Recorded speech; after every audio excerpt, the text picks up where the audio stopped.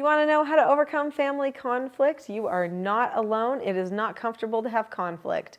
I am Nicholeen Peck, and I teach all over the world about parenting, good communication, how to build strong family bonds, and child development and education, all through the lens of the principle self-government. And in this video, we are talking about solving family conflict. The cycle of conflict needs to end today. You need peace, right? We all do. So in this video, we're going to be talking about what not to do when you're trying to overcome family conflict and what to do to actually solve family conflict, hopefully for good.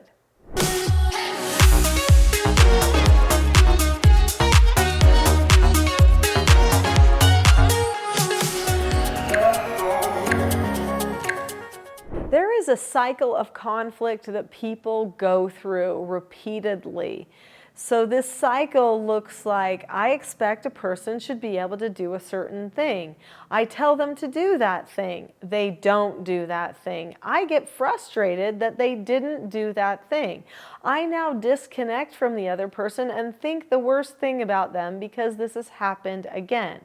So now, because I get frustrated with them, I hope that they will see that they now need to do that thing. They don't. So now I'm angry. So now I damage the relationship. I feel a little bit guilty, but also justified because, let's be serious, it's the other person's fault. So then, guess what? Now I expect that we're going to change it another way. I might adjust my approach slightly, but because the expectation is there, it still traps me. In fact, at the end of this video, I'm actually going to give you a link to the expectation trap video, which is what I'm talking about there. People fall into these expectation traps where they end up cycling again and again and again. Conflict, frustration, hurt, pain, overwhelm, all happens because a person does not have the skills to solve their own problems, and because they don't know that they need to be doing self-examination and controlling themselves instead of trying to control the world around them.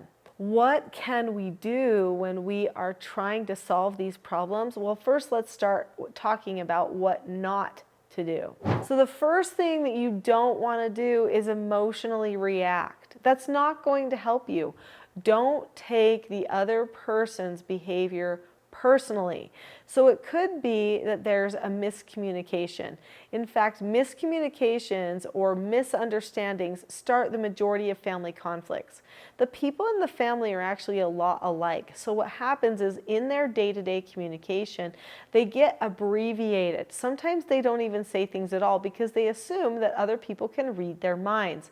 This then leads to lots of misunderstandings and miscommunications. But when the person does not catch the communication that was being sent, maybe by an eye roll, or maybe by a little smile or nod, or even just an expectation that they feel like they already have in place, then everything starts to fall apart.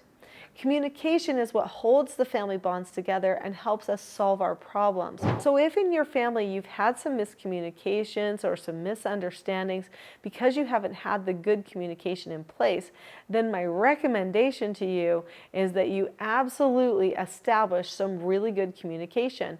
So just like I mentioned as I was explaining very briefly about the expectation trap, which you can find on this channel, a whole video called The Expectation Trap versus the Cycle for Success. I explained really briefly about that expectation trap cycle, which is so incredibly different than the cycle for success. In the expectation trap, what a person does is, first and foremost, their expectation for the other person is like this root of their security. They feel like if they don't do that, I can't handle it. I have to have it that way. They don't allow themselves to adapt, adjust, or even consider that the other person is a human and might make mistakes. So that's a problem. When you have an expectation, have a picture of a possibility which also has the possibility that things might not go right as well. Then you can move forward, and no matter what happens, you can prepare for it. Also, in the expectation trap, you learn that having a negative thought about the person makes a big difference. If you can just change your thought processes about the person, start thinking the best, assuming the best, even praying to love that person and see the good things in them, can actually change your entire behavior. That's probably one of the number one quickest ways that you can change your behavior and their behavior, because it changes your bond or your attachment to them. So don't start thinking the bad things. Don't take things personally. Don't create expectations that are the root of your security. Instead, have a picture of a possibility. Have actual communication skills that will help you, and examine the way that you feel about another person. Make sure that your attachment is always solid, even if theirs is still struggling. So let's learn how to break that conflict cycle that can plague families and destroy relationships.